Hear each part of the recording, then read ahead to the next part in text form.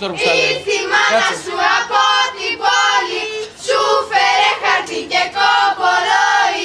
Οι κοτούλες σας αυγά γεννάνε, δώστε μας και μας κανένα βουλάκι, να χαρούμε και εμείς λιγάκι.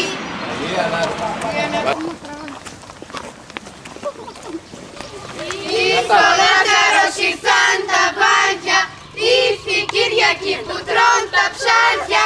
Σήκω Λάζαρε και μη κοιμάσαι, ήρθε η μάνα σου από την πόλη, σου φέρε χαρτί και κομπολόι.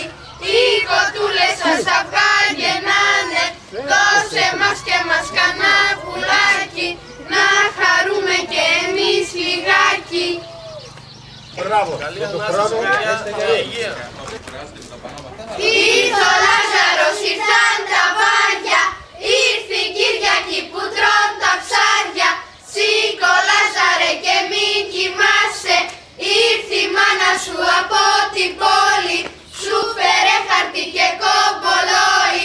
Οι κοτούλες σας αυγά γεννάνε, δώστε μας και μας κανένα βουλάκι, να χαρούμε και εμείς λιγάκι.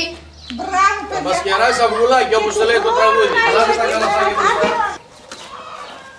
Άντε, πόσα καλαθάκια είναι? 3. Α, ακριβώς.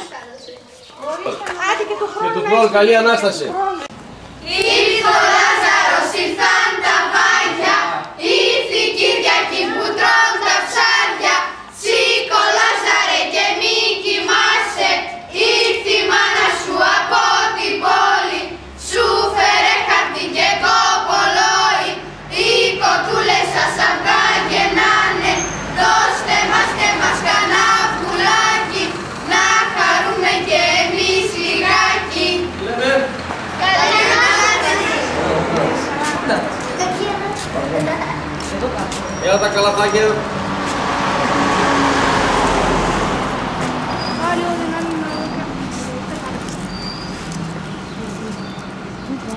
Πήρα.